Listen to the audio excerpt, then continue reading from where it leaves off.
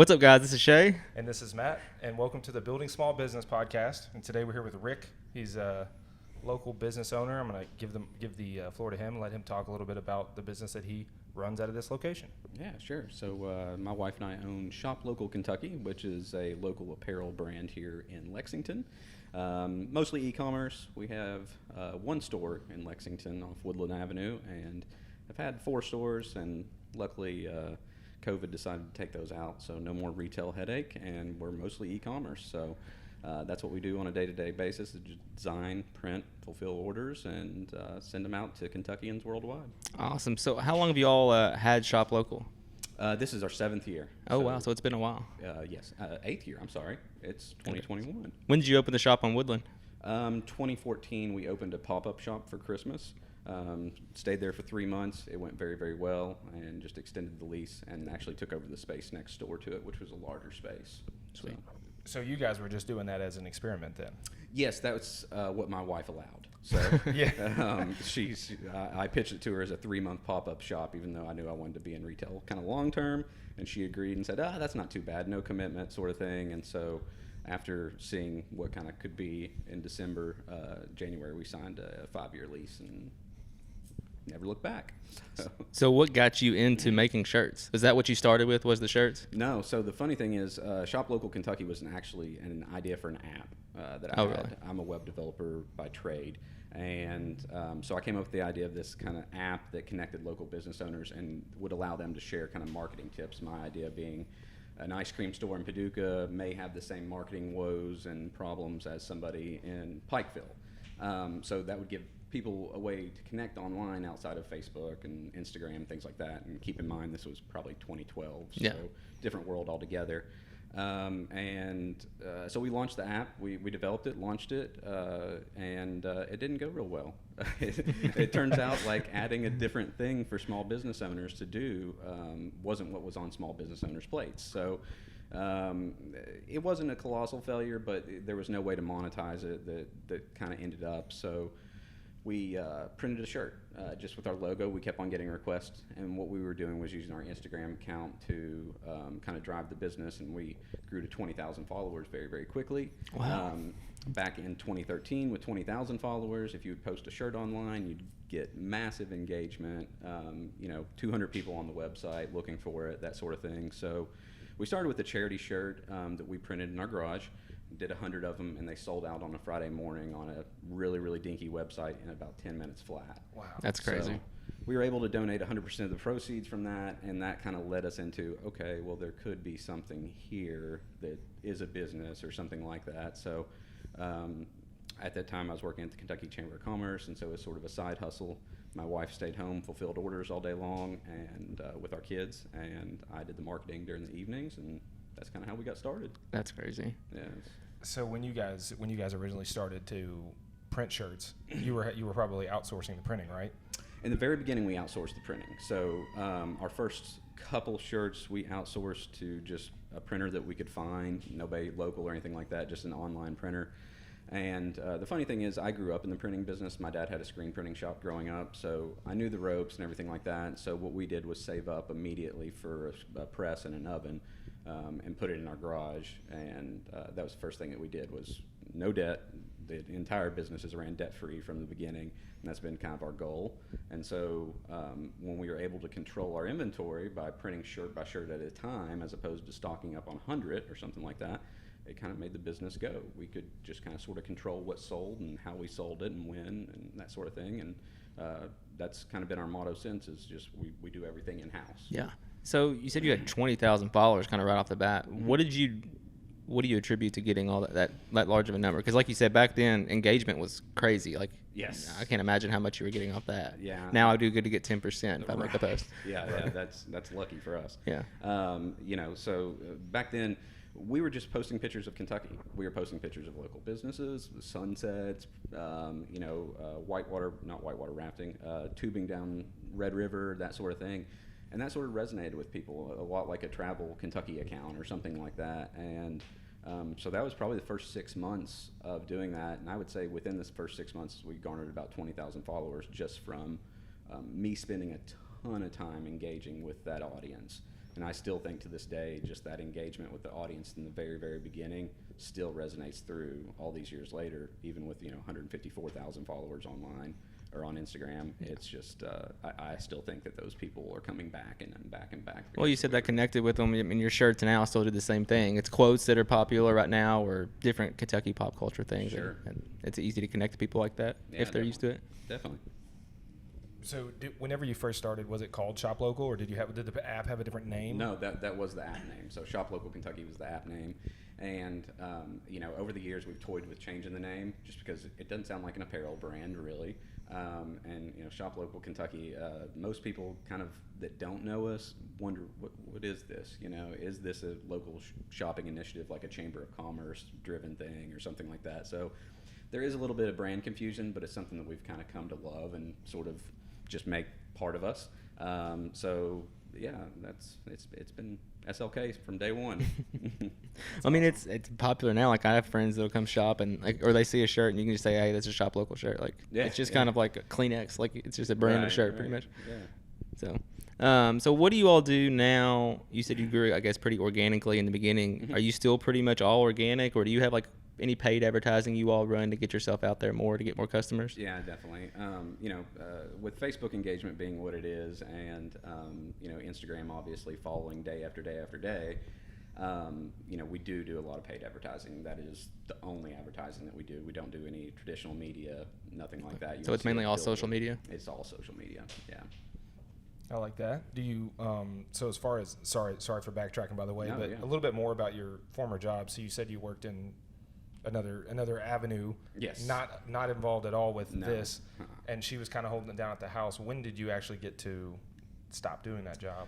So I worked at the Kentucky Chamber of Commerce. I was the director of marketing for events and publications, it was a great job, a great organization, but not something I wanted to do with my entire life. And I realized that I could kind of reach the top there unless I wanted to be involved in policy.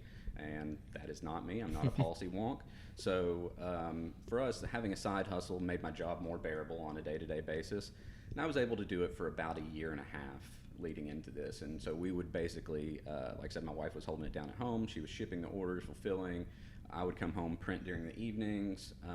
Most nights we were up till 1, 2 a.m. doing the hustle, go to bed, get up at 5, 6 a.m., kind of do it all over. And then every weekend we'd go to like a different festival or event or something like that, concert, and be selling our shirts. And my parents were keeping the kids. So it was very much so a labor of love in the beginning, and just hustle. That was the name of the game. So did you have like a goal you wanted to hit before you left your full-time job and then started? Like, was it a monetary goal, I'm assuming? No, we didn't have a goal.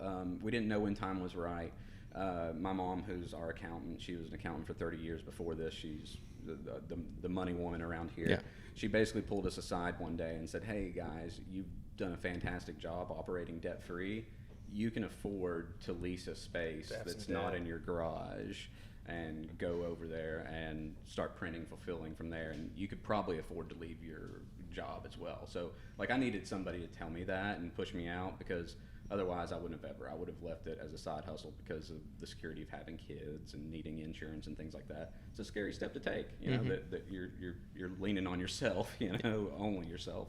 And so, we took the leap in 2014. Started in 2013, but in 2014 leaped out, and our old warehouse is actually down the road here. It's a little bitty garage off Sparta Court, and it was a fantastic little time, but crazy. Yeah. I think it's awesome. Like, obviously, a lot of people talk about the grind and everything else, but sometimes it takes an outside perspective on your business. Like, you see the numbers it's doing, you see the income it's bringing in, but you don't necessarily want to take that leap until somebody, like your mom, right? Like, hey, you could really do something with this, and you're like, wait a minute, I can. Maybe I can. Yeah, right? I love that. Sometimes it's the people that are know you best and know you can probably. That probably helped. I mean, sometimes it's even hard to see like you're making enough money because you're so busy trying to do the job at hand that you can't even really pay attention to that as much either. And Yeah, if you're especially staying up till 2. right. Yeah, and especially if it's you and your wife. Having a wife is hard enough. Having a husband's hard enough. But working with them 24/7, raising kids and everything else, sometimes things get lost in translation, and you find yourself going like, are we going to do this? Are we still doing this together? Yeah, no doubt. So speaking of that sort of thing, what's one thing about business that your favorite thing about owning your own business? Honestly, flexibility. That's something I didn't have in previous positions. It was 8 sick days a year is what you get or whatever, and that's it. You didn't have 2 weeks of just standard vacay? No, you had to earn that. But be there at 8 a.m., leave at 5 p.m., the grind. As small as my previous job was at the Chamber of Commerce, there's only 36 employees there. It was very corporate, and I didn't like being strapped to a desk. And so now my day-to-day is literally film something stupid for TikTok, do some marketing, do some stories, engagement on Instagram, go back, print a few thousand shirts, design some stuff. Just casually printing a few thousand shirts. Yeah. He just glazes over that part because he's been around the industry for so long. It's true. When you get an order of like 40,000 shirts for something like that, 1,000 seems lame, So for sure. What's the largest order you've got? Is 40,000 like real? We've done 25. Good Lord. Yeah, it was for like a 4-H camp or something. It was some sort of thing like that, and we took it on. It was very last minute, and we did it in 3 days. So obviously you all have the retail side. Do you have like a business-to-business side in the back as well, where you do custom work? We do. It was formerly called Kentucky Inc., INK, but we just run it under Shop Local now. And what we do is a little bit different than most business-to-business print shops. Ours is a very catered experience, and it's for brands that are really, really looking for a high-quality product, that they want a finished product for retail that has their back tag branding, sewn-on hem tags, that sort of thing. So it's more for them to resell? It's for them to resell, exactly. And probably some of our best customers, honestly, breweries, distilleries, those sort of folks that don't just want the kitschy merch that, has a tag you can rip out of the back. Right, exactly right. So that's been something we started actually in January of this year. We were supposed to do it January of last year. It got pushed back, and then March happened, obviously. COVID happened. And so it's been exciting for this last few months to kind of see that develop a little bit. And we really haven't been pushing it.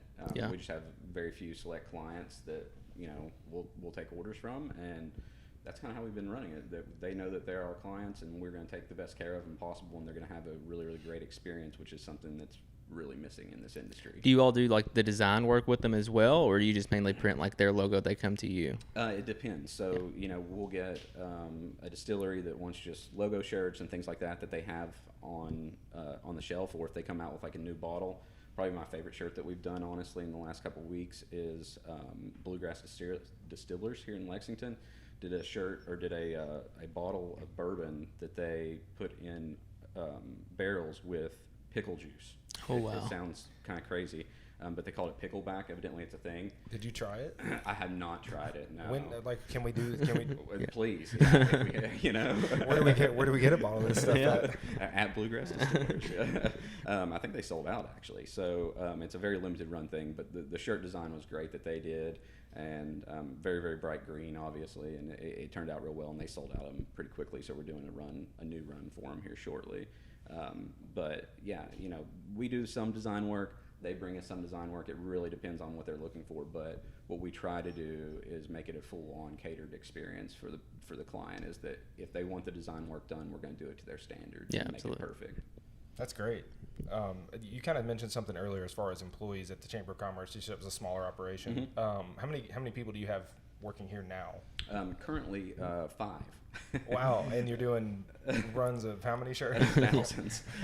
We had 32 before COVID. So. Man, so that took a big hit. Yes, so COVID did take a big hit. Keep in mind, we also had 3 stores before COVID as well. We had our Bowling Green location, which was brand new. It had only been open 3 months. Covington, which had only been open 2 months. And then our Lexington location. And so first thing we did, knowing that it was going to be pretty bad, was close those 2 locations. So that took some staff off. One thing we did do, we sent our staff home for 6 weeks last March and April, and paid them to stay home. And so as a small business, that was a difficult thing because it was literally back to Joni and I. Yeah. But we're proud that we did that, and proud that we had the ability to do that because of how we operate. And it gave us kind of a safety net as far as COVID goes. That our employees are supposed to be staying home, supposed to be being safe. Hopefully they come back healthy. And so, yeah, it's been very challenging since then. But do you plan to keep it more just e-commerce now, or are you wanting to expand back into retail? No. So my big goal before COVID was, let's expand the footprint of retail. It's obvious that our store in Lexington does very well. We had a store in Louisville. It did very well until it got ran through by a car. This happens to us. So the Bowling Green store and the Covington store were taking off. They just needed a little bit of marketing effort behind them. And then COVID hit, and that's that. So didn't a car run into your Lexington store too? Yes. Like I said, this is I can imagine why you don't want to do any more retail locations. Yeah. It makes perfect sense. So, that was actually the anniversary of that was a couple days ago. It was in 2014, I believe. 2015. I don't know. Yeah, it all runs together. I love that you're forgetting the years that like a major event happened. You're just like, it was the second car. Company hates me. They fixed the glass, so it's all good. I call them and I go, hey guys, another car came through, and they're like, oh, okay, no big deal. Do you have farmers? We should be on a farmer's commercial. Yeah, that actually. That's funny. So you said that your family was in the printing business as well before? Yes. Yep. So they kind of teach you. Did you grow up in like the print shop working in it? We had a print shop in my basement of my house. Oh, yeah. My dad worked out. I grew up. He ran a tire store in Winchester called Paynter Tire. He started that in 1985, and so that's what he did for a living on day to day. And then he always had kind of side hustles from. He owned a gym at one point in Winchester to the print shop, which was in our basement. So. Of course, during the evenings, I was pretty much expected to go downstairs after dinner and catch shirts coming off the dryer. So did that for quite a few years. So I knew my way around screen printing pretty well. Obviously, between the ages of 14 and 24, a lot changed in the industry as far as technology goes. And so there was a huge learning curve when we kind of came back to it. But now, we've got it down pat to where we do, in my opinion, the best printing in Kentucky. How many shirts can you crank out like in a day if you're really working? If we have a staff that's really dedicated and really full, so we would probably need about 10 to 12 people on staff in order to do it. We could probably do between 1,400 and 2,000 shirts per hour. My goodness. So that was way more than I thought. Yeah. How many people would you say is an ideal amount of like employees to have at Really? That's where we've been pretty comfortable, and we've been that way for the most part since the pandemic. It's just lately, I think you hear everybody talking about the unemployment woes and the job reports being dismal and things like that. I don't know how much of that's really affecting us per se, and a lot of it we've made some decisions that we want to have the best staff possible, and we're like a family around here, so we want to have a staff that's like that, and so we've had to make some tough decisions, and that's cost us more hard work for Joni and I. But at the end of the day, we just want to have people that we know are reliable and we know that are going to show up and do the work. So we'll find them. Yeah. Absolutely. I had a question. I just forgot it. How dare you? This is kind of how it goes. I'll actually be listening to somebody and completely forget what I was going to ask. That was a really good one, too. Was it? Yeah. I'm sure you'll remember it. Yeah, I will. So as far as kind of getting things back to the way that you wanted them in here or at the shop or whatever that is, as far as your shop goes specifically down there, do you ever see you're happy to be in e-commerce is what I've learned. Sure. Do you ever see that one closing, or is that such a staple that kind of has to be there? Or like, do you have to have a physical location shop? No, I don't think that our business doesn't survive on that physical shop. I will say that, sales are down because of COVID, but e-commerce sales are through the roof. Way up. I bet. So, you get that exchange. For us, we really, what I want, and we are closing the shop on Woodland. We've terminated our lease and we're moving next door and renovating the space that's next door, which is a much larger space. It's 2,500 square feet as opposed to 1,200 where we were at Woodland. And for us, what we want is this space to be a space that can connect with the customer, and not just because it's got kitschy decorations and things like that, but we're actually going to be doing live screen printing in there. doing classes. So like, I thought that's for doing classes. That'd be cool. Right. So if you're like have a bridal party that wants to come in and get a shirt done with 30 of your best friends, we're going to make that kind of option available. We're also opening up the back courtyard here, and we're going to have kind of an event space back there where we're going to host pop-up shops for other small businesses and things like that. So hopefully the space becomes more community oriented rather than just, hey, here's a brick and mortar retail store kind of thing. Yeah. That's the goal for it, and I think that we can get there, especially with the neighborhood kind of coming this way and things getting better on this side of town. Yeah, absolutely. I remember my question. So from someone who, I don't really know much about the t-shirt business, but like where you all do a lot of these custom shirts, sometimes an event that happened 2 days ago, you have a shirt out like right then. Is that kind of print on demand, or do you all print a big batch of shirts and then just try to market the crap out of them to sell them? You know, it really depends. So we've gotten into the facet of making more specialty items as far as, you know, tie-dyes and things like that that aren't readily available all the time.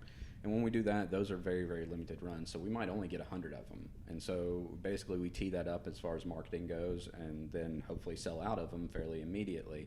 If it's something that's one of our staples, we've had a Rad Kentucky Dad shirt for 6 years. You know, we'll print it once a month and put it on the shelf and sell through whatever it is. But we typically try not to print on demand, because what ends up happening, and I see this in the industry, is that you've got a shirt that somebody's photoshopped and it just doesn't look the way that it does when it goes to print. So we like to have everything printed beforehand and not these big Photoshop bright layouts and things like that. We like to have the actual product, because I think that having a more authentic product for the customer to see, not only on the website but social media, helps it sell a little better, and they know exactly what they're getting. So we keep talking about shirts. What all else do you do? Do you offer? We do hats. All of our hats are custom made. Then you know, we can do embroidery and things like that from the custom side, but we don't do a whole lot of that business. Yeah.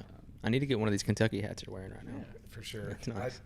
I think it's great. Like, it's a good point to say that it looks better to see the actual print on the t-shirt, because I don't realize that when I'm looking through a website, but when I actually think about yours versus someone else's and I see a screen print, or not a screen print, but a photoshopped version, I'm like, I don't know, it just feels different. It feels less genuine, or whatever Right. that is, but it does mean something to me, and I don't even know what I'm looking at. Right, and a lot of it for us, you know, like the shirt he's wearing, it's a very vintage print, and it's like, that's very hard for us to replicate, and we've worked really, really hard in order to make it look like the shirt is, you know, 20 years old.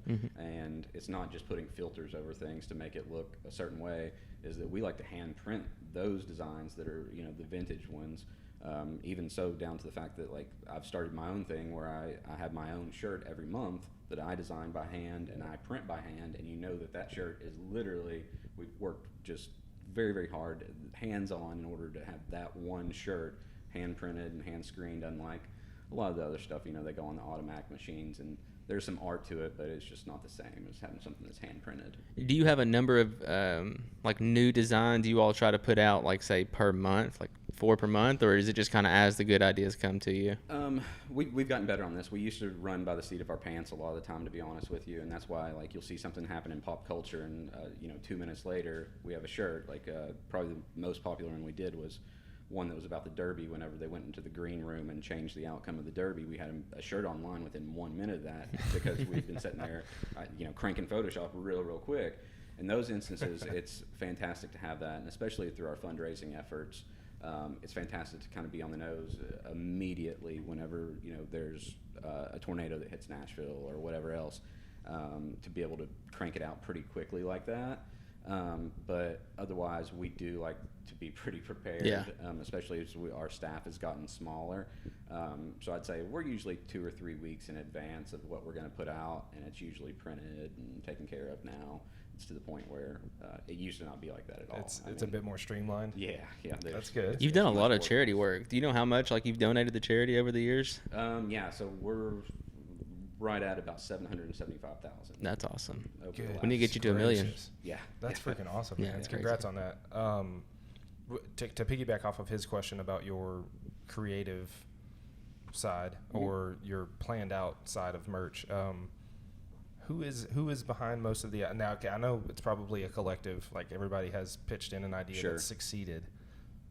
Feel free to brag if you want. But who's in charge of the great ideas? No, it is everybody. That's a little cliche. We do have a great staff. These are just like I said, we're small right now, but mighty, and our staff is constantly thinking and seeing pop culture ideas and everything else. I myself am responsible for putting them on paper and designing them, and that's what I love to do is design work. And I'm not the best in the world, I'll say it that way, but I do have an eye for things that I think that are going to be popular, and just have learned that over the years. But a lot of the time I'm wrong, and a lot of the time the staff's right, and so there's we don't argue about it. We just kind of go like, okay, let's make this work. So it's very collaborative, in a sense, especially with my wife and I, is that I can throw out an idea, and she is kind of my compass of like, it's pretty bad. She can afford to say that to me, whereas if the staff says that to me, I'm kind of like, I'm mad about it. She gets the pass. So that's funny. So when do you think your new store's going to be open? It's supposed to be open in May. Oh, it was. Just a little late there. Delay. Now, getting through city ordinances and things like that has taken quite a bit of time in order to get it right. Namely because it wasn't zoned for retail, and our parking lot's so small that they don't want to have a big retail footprint. So we've kind of had to sidestep that just a little bit. But we're hoping August 18th is the date that we open the Woodland store. That would be so cool. Originally. So if we could open this one on August 18th, that's what we're shooting. Yeah, that would be for. perfect. That's awesome. Hopefully you guys don't have any more crazy speed bumps. No. I think we're on our way there now. So good. Yeah, that's awesome. Do you what's one thing that you would tell other entrepreneurs when starting a business? Debt free. Debt free. That probably helps a lot. Debt free. Yeah. So I mean, we didn't start out with that intent. It wasn't like we were super smart at all, and go like, oh, we're not going to have debt on the company. I think that if a credit card would have been available to me in the beginning, I probably would have ran up some credit card debt. Yeah. But my wife, honestly, I give her this credit anytime we talk about this, is she said no. And there were a lot of times when we could have used that, and it would have been just much easier on our personal lives, but also on the business and everything else. So I'm not saying like, hey, don't use credit cards, don't use debt at all.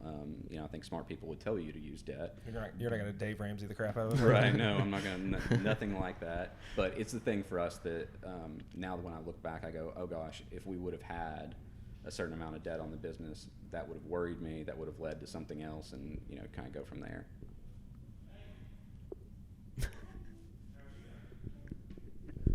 We can take a break. Sorry, we just had a visitor. Visitor walk in. Just one moment, guys. You're Sorry. fine. This podcast has been brought to you by Shop Local KY. Visit us at thekentuckyshop.com or at our address on Woodland Avenue. What was the address? He's going to splice us together. 212 Woodland Avenue. I'm not splicing anything. He's not splicing anything, but you can visit us at 212 Woodland Avenue. All right, so we're back. Sorry, we had a visitor. All right, so I got a question. It seems like a lot of your merchandise is like pretty seasonal based on kind of what goes on that time of the year. So I'm sure like fall's football and things like that. What's kind of your next round of merch you'll be pushing here soon, either summer or fall? Once we get through summer's kind of our slow time. It's when we sort of take it easy and go on vacation and enjoy life a little bit. Fall, obviously, in Kentucky is a fun time. And the energy in Lexington, especially, I think once you hit September, it can't be beat. No, it's awesome. It's unreal. So we tend to follow that with all new football gear, horse racing gear with Keeneland coming back, and then we dive right into Halloween and everything else. I mean, it's my favorite time of year in Kentucky. So do you all do like when you say football, say it's for Kentucky? Do you all do custom work, or do you like license work through UK? So both. So you have to kind of play by their rules a little bit. Yeah. We do licensed merchandise that we outsource because they, without getting into the details, they basically only allow a certain select few people to print it now. Oh, okay. They used to allow everybody to, and they kind of rolled back that model, and they're following Ohio State's model, which is called a single license model. So long story short, we outsource all that. But our stuff is designed specifically for us. It's not like you're going to be able to find it anywhere else. Okay, that works. But outside of that, if something funny happens during a game, or if there's an event or something sporadic that we can kind of grasp onto, there's nothing wrong with doing something sporadic and putting blue and white on a shirt. Yeah. So. Can you give us an example of what's the funniest football? Oh, football. The year that Benny Snell was on the team, we literally just put a snail on a shirt. We got called out by UK. Are you serious? They said you're using a player's likeness. And I was like, it's a snail. And it's literally a snail. And so it was a super popular shirt. We had to cut it short because they didn't exactly see eye to eye on that. But we like to play around with that. You should have put a Louisville logo on that snail and asked how they liked it then. Yeah. So only the university can use the player's image and likeness to make money. Yes, yeah. That changes this year, I think. Hopefully. We can cut that out if you want. Yeah, hopefully. No, I don't even care. I'm just saying, the email they sent said we were using his likeness, and I'm going like, yeah. Oh, okay, I know his last name's Snell, but it's not Snail. It's even spelled different. It's called a pun. Look it up. What has been your most popular shirt you've ever, unit-wise, you've ever sold?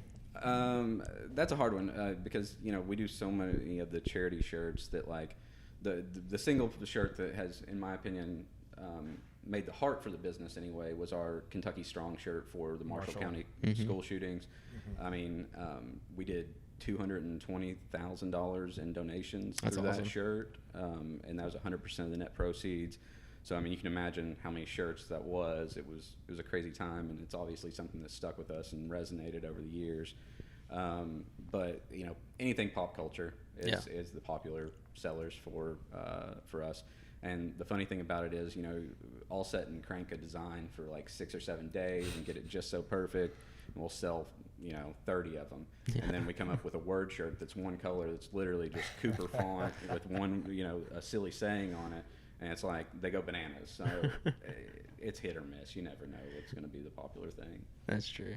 Well, you want to wrap up what we learned today? I think my biggest takeaway would be probably leading with cash, like a cash business. Hold on. No, we'll do it again. We always have the same way. We always basically take each other's. All right, so the second one that I could say would be when you're running lean. So when you have problems with retaining people and having enough staff to run the place, just picking up the pieces where you left, you could complain about it, or you could go hire somebody for $9 an hour, but you just said you want reliable people, you want dependable people, and I just respect that. You know who you want to hire, the type, the mold they fit, and it has to be somewhat like a family. And if it's not that, you're not going to accept it. And I like that. And it's taken a lot of time to get there. We've thrown people at jobs that they weren't necessarily great at, and that's honestly my biggest takeaway of being an employer is that you don't try to shove circles through square pegs. Is you let people thrive on their own. And give them the opportunity to.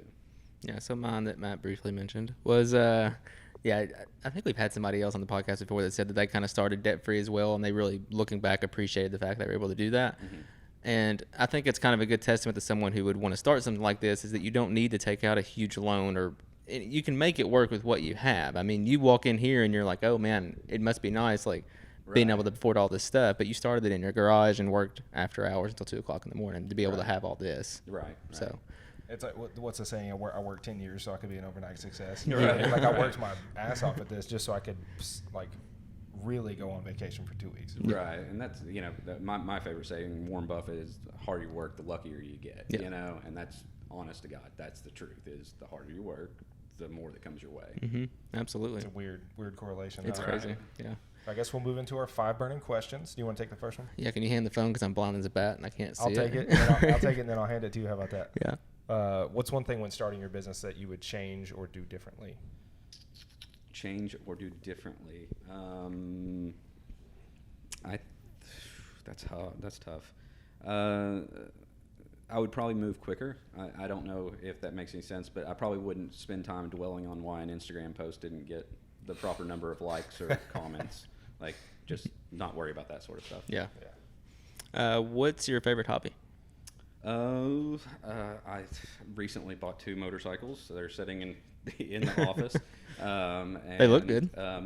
They'll be a great hobby someday. Yeah. Whenever I get around to it. I just really like staring at them. Are you tinkering on the cafe racers? Is that what you're saying? Like No, carburetors and all that? they're both up and running. Okay. I rode motorcycles a long time ago, and I'm just now getting back into it. So I Gotcha. know I'll know I have a great hobby in that. Outside of that, working out, that's something we do quite a bit. So You had a bigger hobby that was around motorcycles? Did you like do motocross or? I did motocross as a kid. Nice. Yeah, Okay. So a lot of years spent on a dirt bike. Good. Sweet. When did you stop that? I was actually qualifying for nationals. It was one thing in life I was pretty good at, and I fell and shattered my left leg, and that was the end of that. That'll I do found it, out I it bet. hurt. I didn't have to ask my broken bone question. I was going to say, well, do you have any crazy broken bones? Well, That's it. There's your answer. That's the one. And I would say you're good at more than just riding dirt bikes. I mean, You seem pretty good at making T-shirts. We're doing all right, yeah. When you do that for a living, I Yeah. don't know if you know. the watermelon content was great, eh? So what is your favorite restaurant? And we love to do local restaurants. Okay. Yeah, I'll just leave it at that. I very rarely had a bad meal from Bluegrass Hospitality Group, any of their stuff. If it's a Friday night, I'm probably eating Pepe's in Georgetown, local Nice. Mexican. Other than that, Red State Barbecue, you can't go wrong.